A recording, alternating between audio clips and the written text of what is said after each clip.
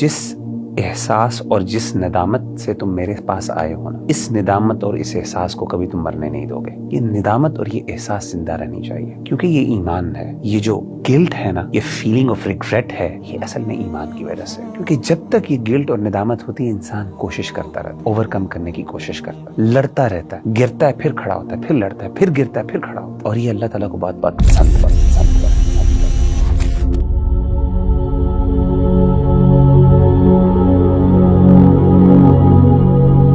मेरा भाई एक बहुत ही कॉमन सवाल जो यूथ की तरफ से आता है हमें कि गुनाह नहीं छोड़े जा रहे और तौबा भी कर रहे हैं, बार बार तौबा कर रहे हैं, बार बार गुनाहों की माफ़ी मांग रहे हैं अल्लाह सुब्हानहू व तआला से, और वो एक सर्टेन टाइम के लिए वो छूट जाते हैं, लेकिन दोबारा रिलैप्सेस होते हैं, बारह रिलैप्सेस होते हैं। अब वो बंदा इतना डिप्रेशन की तरफ जाता है कि शायद कि अल्लाह सुब्हानहू व तआला मुझसे राज़ी नहीं हो रहे, या मैं कैसे गुनाह छोड़ूं इन चीज़ों को, और वो एक स्पेसिफ़िक चीज़ उनसे नहीं छूटती।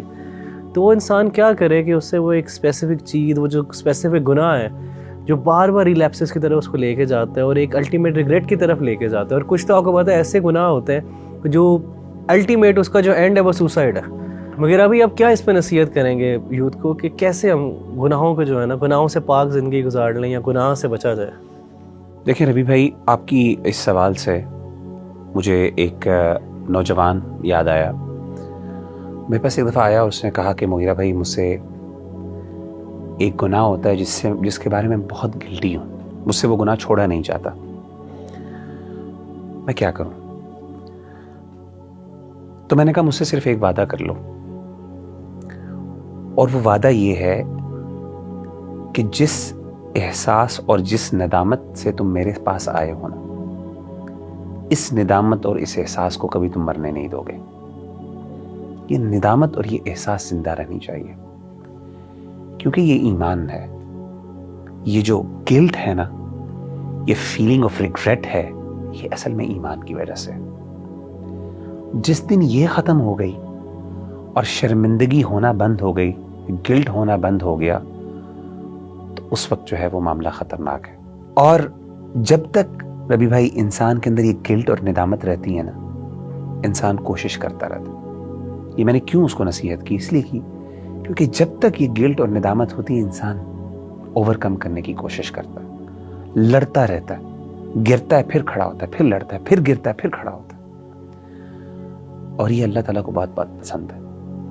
हदीस में आता है, सही बुखारी की हदीस है कि आप सल्लल्लाहु अलैहि वसल्लम ने फरमाया कि एक बंदा जो है वो गुनाह करता है,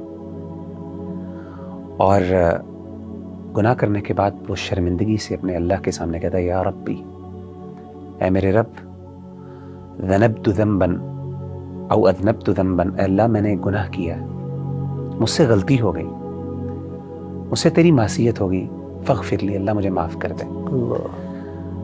तो अल्लाह कहते हैं रिस्पॉन्ड में, नबी सल्लल्लाहु अलैहि वसल्लम ने फरमाया कि अल्लाह कहते हैं कि ये मेरा बंदा मुझसे इसलिए मांग रहा है दुआ कि इसको पता है कि इसका रब बहुत माफ़ करने वाला है, गफूरुर रहीम, इसलिए मुझसे मांग रहा है, तो मैं इसको माफ़ कर देता हूँ।